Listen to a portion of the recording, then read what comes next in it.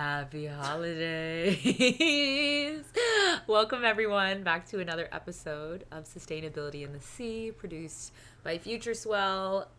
It's me and Alex here today. And today we're reviewing 2023 and everything we did at Futureswell. Yeah, There's a lot. There was a lot. I agree. And you know, we did this last year. If you guys want to, I think it's called Year in Review. This one's also going to be called Year in Review. And you know, nonprofits, they do impact reports.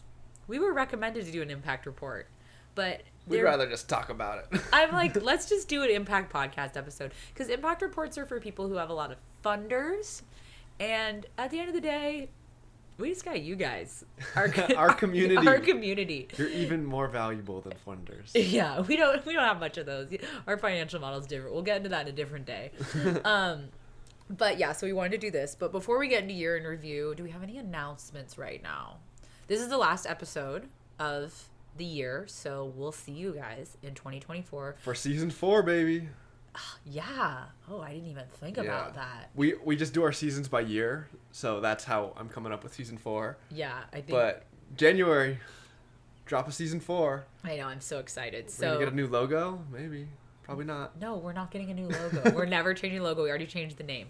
So, we gotta talk about that. Anyway, so to be honest, I hope you guys have a really restful holiday season. It's been a busy year in the climate environmental space, and it's definitely been a busy year for us. We're gonna be spending it with Alex's family for a little bit. We're gonna see a couple friends in California, and then we'll be back and rejuvenated for 2024, which is gonna be incredible. So ready to take on some new challenges. Oh God. Me and Alex are wearing our new merch collection.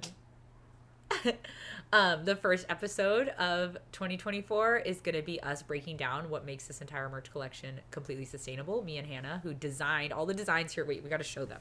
You guys, look at the video right now. They're sweet. They're super cool. Mine says ocean conservation is for everyone, and then Alex's is a full ecosystem. And our whole team has this, and we gave one to Bodhi, our team member, and he wore it on the COP28 main ocean stage like 3 days ago. And I was just like, Futureswell's merch collection designs on the main stage at the Ocean COP28 stage is just kind of like, it just hits, you know? it just hits. So anyway, those are all live. They're linked in the bio. Check them out. We're not going to make them like exclusive. They're just going to be available. So come support us. We don't accept donations, but now you can wear what you love, the ocean. All right, let's get into it. Welcome back to Sustainability and the Sea.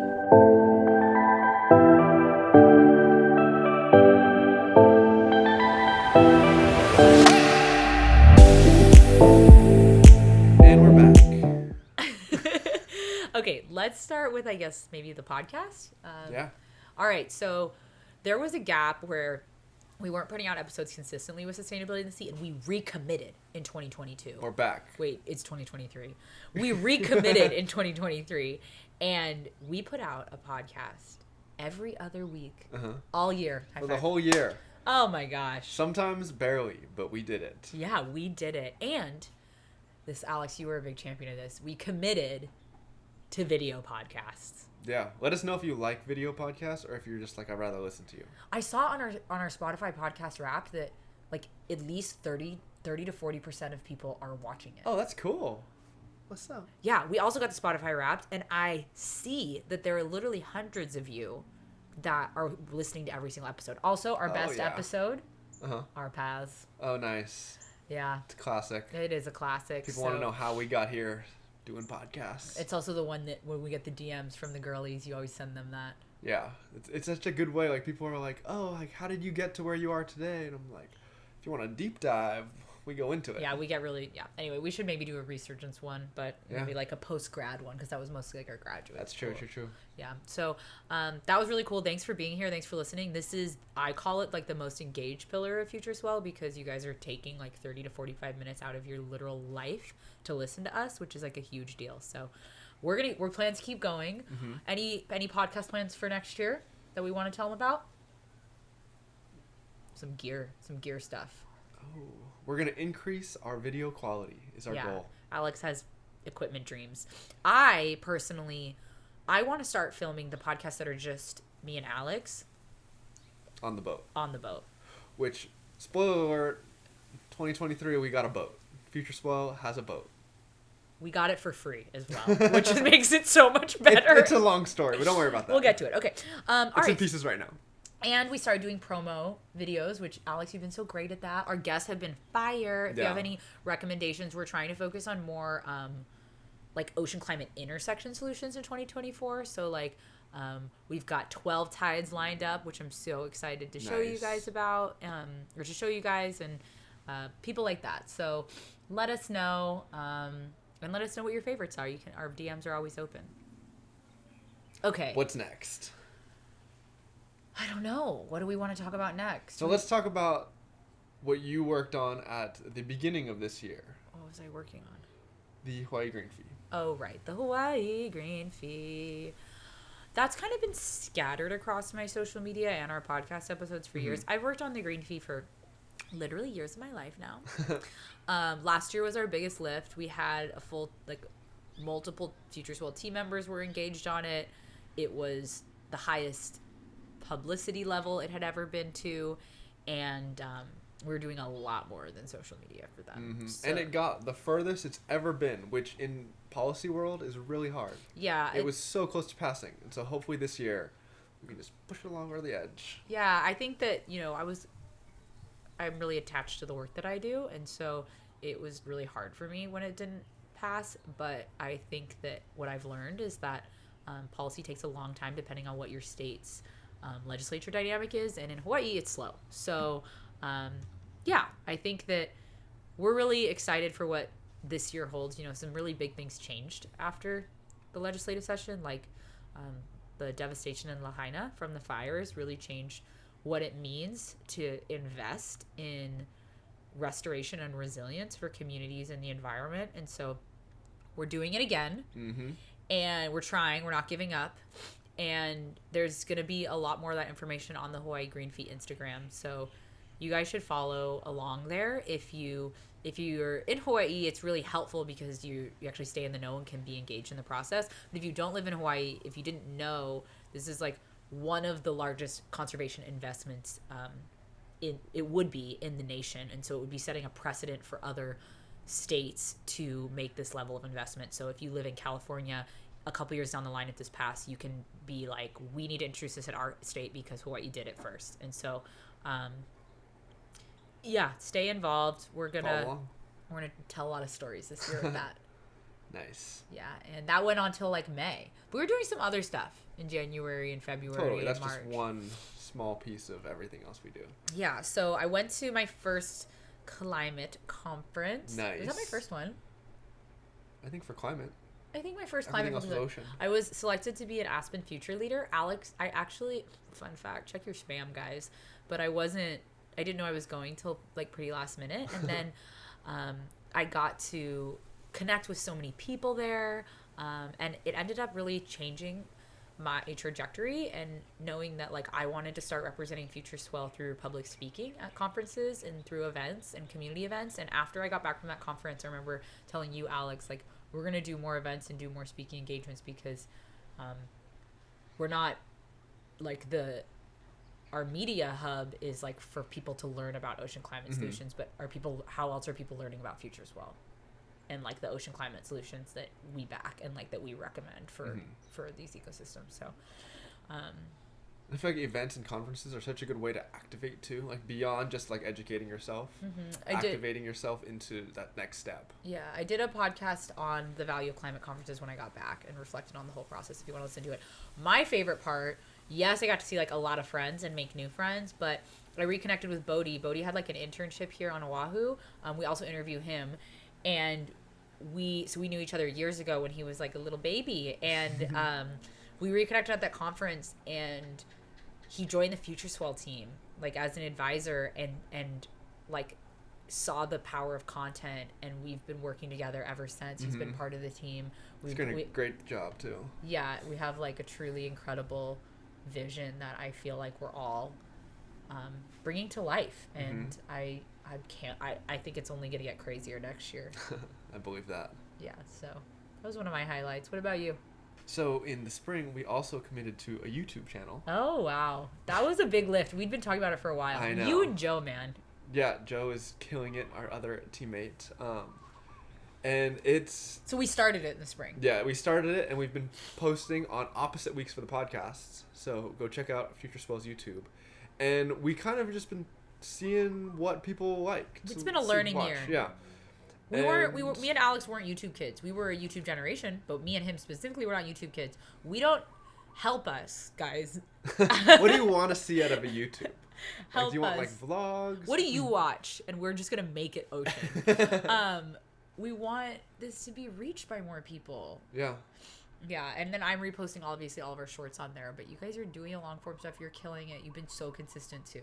Yeah, and so Joe just started a Marine Biologist Reacts series on our YouTube, which is hilarious. He's so entertaining. He's crazy. Such a funny guy. Yeah, you should watch that if nothing else. Yeah.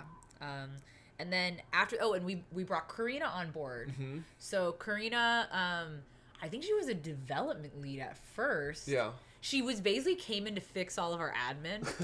I worked with We just do it on our own. Good luck with that. Yeah, she reached out, and I worked with Carissa back in Arizona on ocean conservation stuff when we were in college, actually.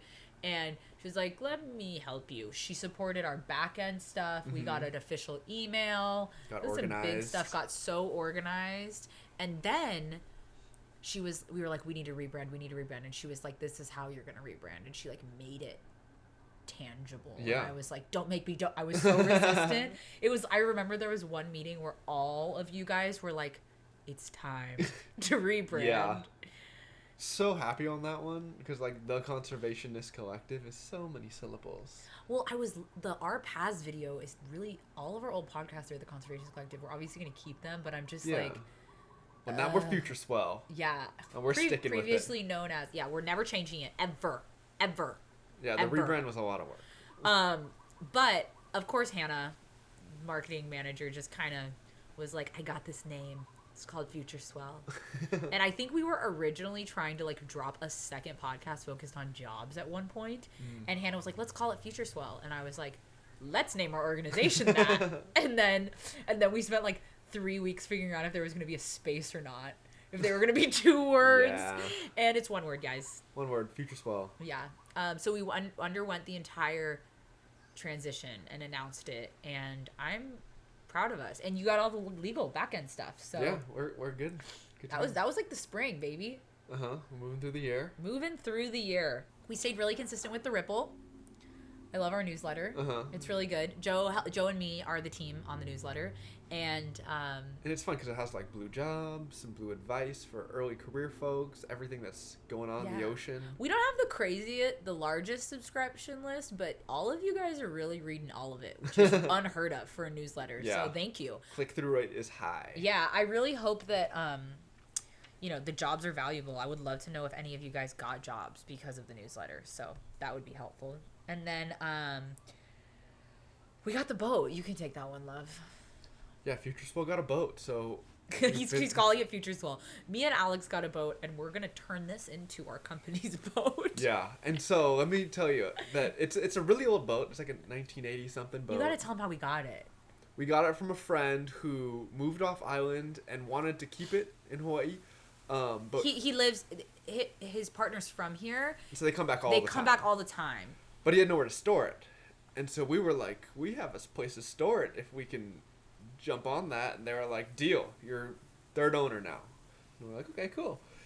But it's a really old boat. There's some things. And it had major holes in it. And so for the last maybe 6 months, we've been just riding it around with water in the inside of the hole. And so I just started the process of breaking it all down, and then now we're going to rebuild it. So hopefully by early next year, we'll have a fresh new boat in Futureswell Blue to ride around and get more content in.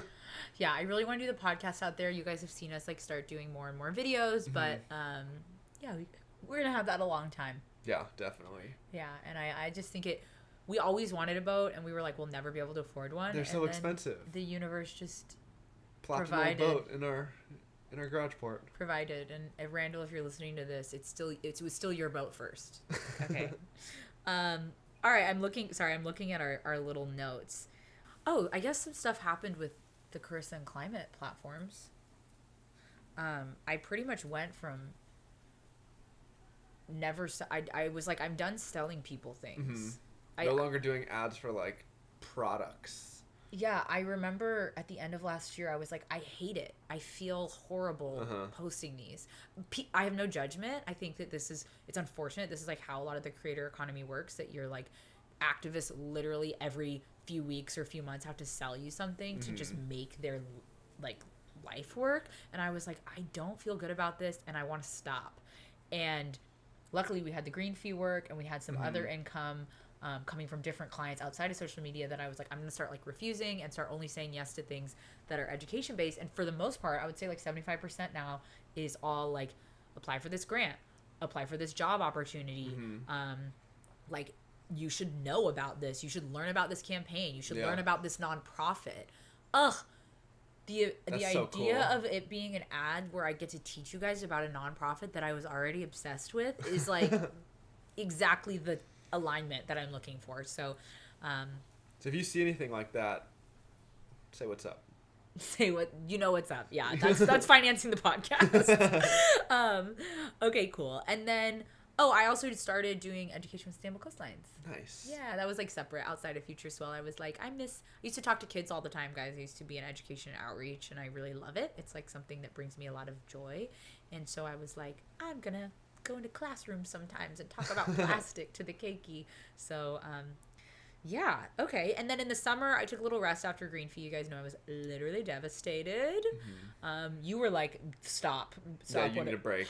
Yeah, relax. Joe ended up going on his travel. Obviously Hannah has a full-time job, and so we just kind of had like a little bit more of a mellow summer. I focused a lot on video content, upgraded everything. We took back over all of the Futureswell channels like as leads, and then we were able to kind of like curate it as we thought was best, and we started the collaboration strategy. Do you want to share a little bit about that on Instagram? So yeah, like we want Futureswell to be like a platform for like an amplification. Yeah, amplification and collaboration. And so what we've done is we've gotten a lot of different people or organizations to collab post to kind of increase their reach. So not only their audience gets to see whatever the cool things they're working on, but our audience does as well. So we've worked with Tequila Media, who's made some super cool graphics and videos. Yeah, they're a new partner, but we've been doing collaborations probably since the feature came out. So since the summer. And I think it kind of just, we were like, me and Alex and like our team, like we're only specialties in like, some niches. We want every niche represented though on Futureswell, so that you guys, if you're interested in,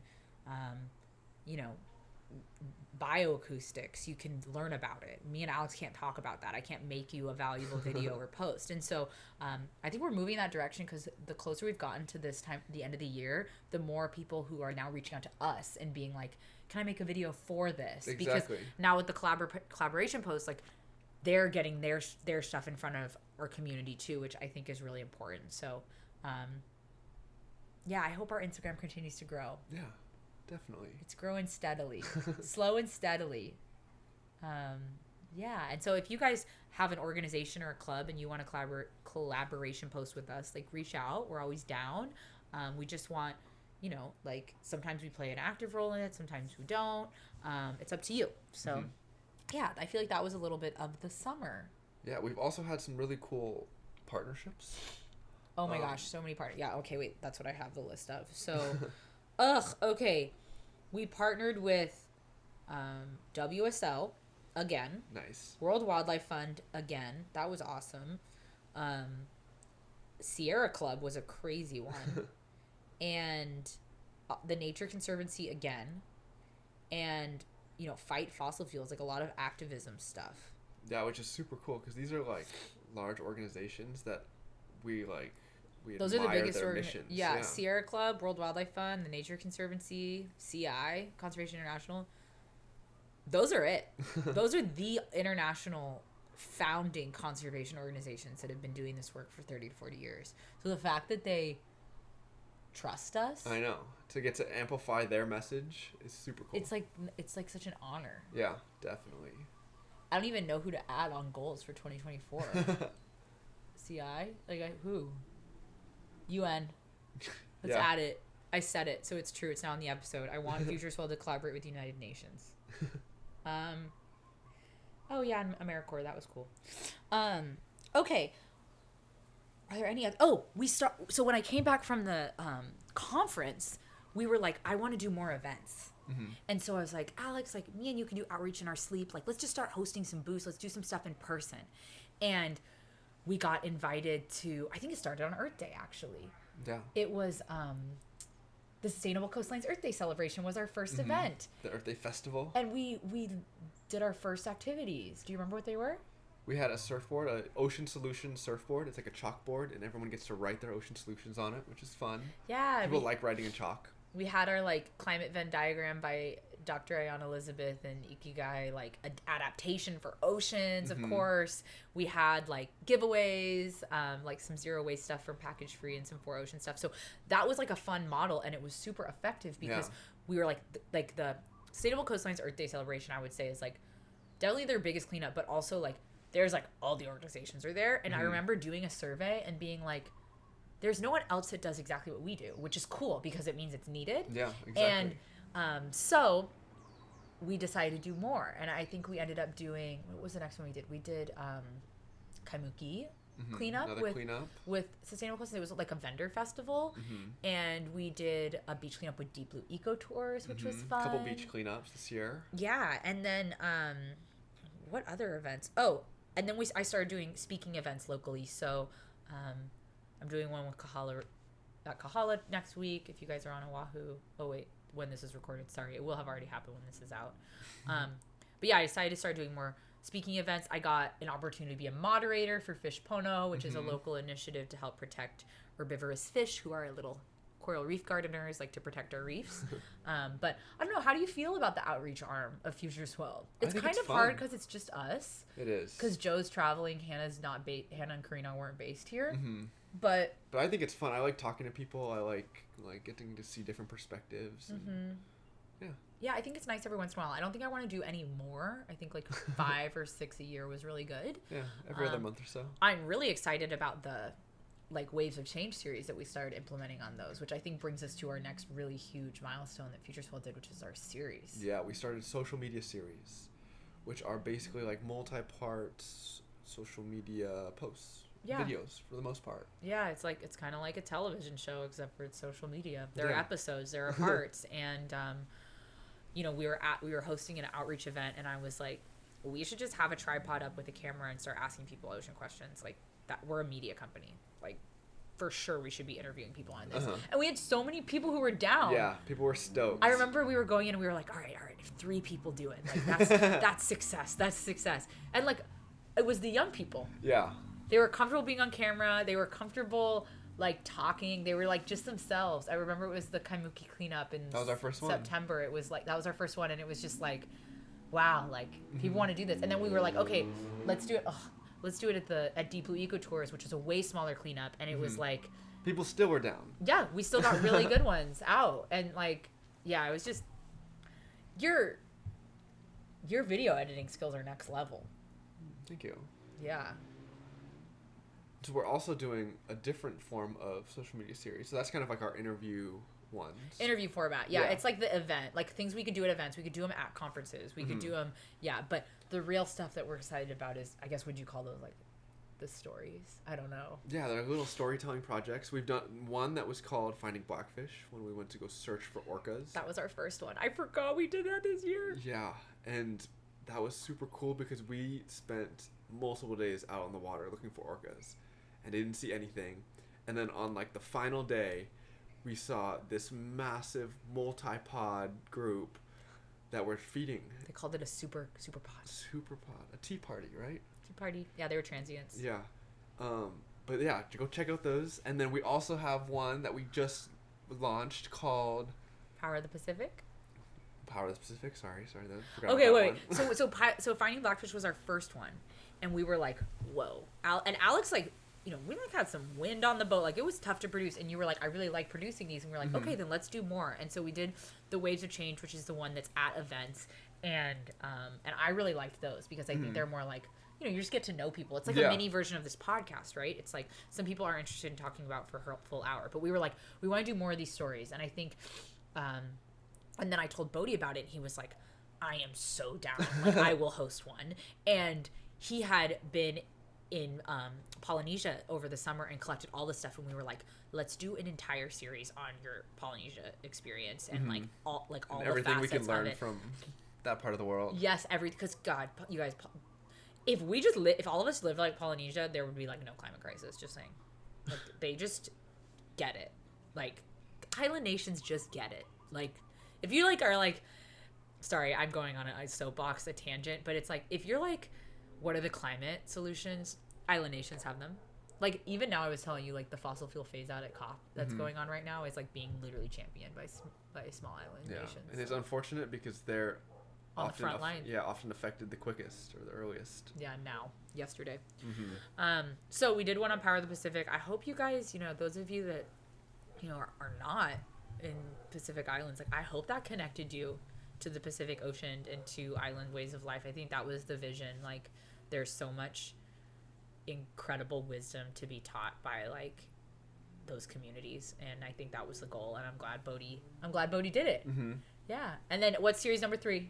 We have another one that's on sharks with our partners with Deep Blue Eco Tours. Yeah, we've been partners with Deep Blue for a while. They're a shark diving company on the North Shore of Oahu. They're so rad. You guys gotta check them out. They also have like a fire Instagram. Yeah, they do. And so we took out one of Carissa's best friends from Arizona who was kind of deathly afraid of sharks. Yeah, low-key. And we took him out, and we were like, we have a surprise for you. The surprise is we're also videotaping the whole thing. And he was like, I'm not nervous. Totally nervous.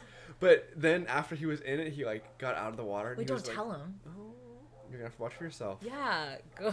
Anyway, we take Jerry down, and it's funny. And he's like, my favorite is when he goes, I'm gonna be sick to my stomach. And he's like, he just saw a shark for the first time. And so, yeah, we also have a lot more like on the pipeline next year. Like, I would love to do more kind of like finding blackfish where we go somewhere and finding. Also, when we went to the San Juan Islands, like that was our first time like doing content in another place outside of Hawaii. Storytelling on the road. Travel storytelling. Well, we did another trip just recently. Yeah, and we were like, this was manageable. If we had a plan, there was still a lot like a balance that could happen. We were like, let's do this. So then we went to Indonesia, to Bali, and we were like, let's do it. And we made this crazy content plan, and all that stuff like will likely be going out as this episode is. So check our channels. But we're doing 3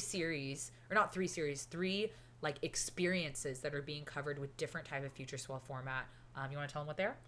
Yeah. So one, we did a beach cleanup with our partners at 4Ocean. Yeah. Their Indonesian team. And they don't do those, like you can't book one if you're there. We just are partners with them. And so we want to amplify their work because they're doing amazing work, cleaning up 5 or 6 days a week, which is crazy. And the amount of rubbish they pick up is so much. Yes. Second, we went out with a coral restoration team.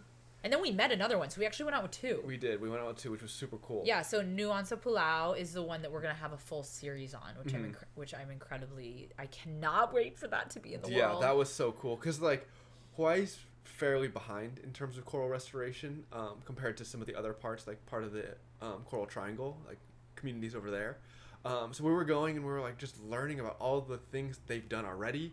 And they just have such fast growing corals too. They've just got such a head start. Yeah, that definitely helps. Yeah. But like we were swimming and I was like, oh wow, like this reef is beautiful, and I'm snorkeling and I popped my head up and talked to the organizer, and he was like, this is the first reef I planted 7 years ago, and it was like massive and healthy, and it was so cool to see. Yeah. But we'll show you all that when it comes out. And then we met another group called Coral Cousins who I just think really represent how young people can be innovative and like really find their place in like the emerging fields of conservation. They were engineers, and they were like turned coral gardeners. Yeah, and they're like, our goal is to bring new methods so that people like Nuansa Pulau can implement these methods, like to test them and make sure that they're viable to be the builders, and then like scale it up with the people who are doing it. And so that, and then the Sea Turtle Rehab Center. That one was so cool. Oh my God. I don't even, should we even tell them? Like, we got so surprised. This is just like a free center. I was like, we are totally going to this. I thought we would be able to release hatchlings, but it was not the season. But then we showed up and there was like all these rescued adult green sea turtles that had just been saved from illegal wildlife trafficking. Literally from the black market. Yeah, like crazy. And I was like, can I film all of this? And they were like, yeah, sure. So I am really stoked to share that. And then for 2024, I think we still want to start chipping away with series. I think at the end of the day, this multi-part format for media is just letting us teach you guys longer solutions with more context. It's hard to teach you all how we're going to save the ocean in 45 seconds. Yeah. It's just not, I don't want to teach you guys in 45 seconds. These solutions require thought and depth and nuance. And so we want to offer, you know, short videos and long videos and short multi-part videos. Yeah. Okay, what else? We've only got a couple left. Merchandise. Yeah, we kind of touched on this at the beginning, but round 2 of our merch just dropped. Yeah, I think beautiful. I think at the end of the day, like, this is gonna be like the original Futureswell. This is the first Futureswell collection. Like, yeah, this is the last one was the Conservationists collected. This is the original, and like it also includes a first sustainability and sea designer. So if this is your favorite podcast, I see you guys. You tagged us. You were like, "This is my number one." You should grab the sustainability and the sea one. And as you guys know, we're gonna have a whole episode on this, but small batch, made to order. A lot of it has all of it's certified wrap, so like ethical wages in the factory, and then a lot of it has, I think most of the designs have recycled materials incorporated. They're all sustainable of some form. They're all sustainable in some form, in some way, and there's going to be an entire episode dedicated to the nuance behind it, and I can't wait to show you. Okay, you got to tell them about our last partnership of the year and how big it is. I think that's your role. Really? You think it's me? Okay. Bodhi's on the ground in COP28 representing a ton of organizations, but also representing Futureswell. And Bodhi and Futureswell and the U.S. State Department, which is the U.S. government, and NOAA had a partnership where we interviewed the NOAA chief scientists on all of their ocean climate goals. So that interview is live by the time that this is up, and it should be on our Instagram, in collaboration with Bodhi. And we talk about the OCAP, the Ocean Climate Action Plan. We talk about the priorities for COP28. We talk about the ways that NOAA is integrating indigenous wisdom and environmental justice into all of their ocean climate priorities. We talk about blue food and aquaculture, and we talk about ways that you guys listening can get involved with NOAA, because you know that is one of the most coveted like federal positions when it comes to working with the ocean in the United States. She said something crazy. I don't know if this will be on the final videos that we produce. It's in production right now, but she said something insane. I know. You can tell him. She said that the current NOAA workforce, 50% is going to retire within... Was it 10 years? I think 10 years, yeah. Like soon, you like guys. That's real soon. Their workforce is we're all going to be hired. You can be hired. And so I'm currently contracted with NOAA as like my real job, my day job. And I have a little piece of blue advice to leave you with if you do want to enter NOAA. One of the top skills that you can have is writing, surprisingly. Like, you think science, you think math, science, no, it's writing. Technical writing, more so. But just increase your communication and writing skills, and that's how you're going to get a job in the next 10 years when everyone retires. Don't use ChatGPT. No. Okay, my final thoughts are just that, like, sometimes I will be, like, in my feels and be like, does anyone even listen or watch this stuff? Like, actually kind of a lot. And after looking at the Spotify Wrapped and seeing how much, like, all of our platforms have grown, like, when you put this stuff in the context of a year, like, I feel like we're growing so steadily, and this community is so amazing, and you guys all care so much, and you're all, like, so tenacious and asking questions, and we love that. I'm just so grateful, and I feel like all we want to do is give you guys more resources to do this work for the rest of your lives, because we all will be doing it for the rest of our lives. Like, There's and so we might as well have the hub, the library of tools for you ready, so that when people are ready to learn, they can engage completely with Futureswell. So I'm really grateful for that. And I also think that like next year, you know, we really want to start doing more community events in a different way. So like obviously booths are wonderful. I love the idea of videoing people at events, but we've been spending a lot of time trying to find a local event space to get the Futureswell community that's here on Oahu together in person. And I think we found one. Yeah, I think so. So stay tuned for future events for 2024. Future Futureswell events. Yeah, I just want to connect with you guys in person. Literally a week ago, I was like, let's just host them at our house. Alex was like, no. Like, we have a tiny house, so I don't know if that would work. Yeah, I was like, in our yard. He's like, what if it rains? Anyway, we're not hosting it at our house. So I can't wait to have opportunities to meet all of you guys. And yeah, thanks for being a Sustainability in the Sea listener. Happy New Year. I think the best is yet to come.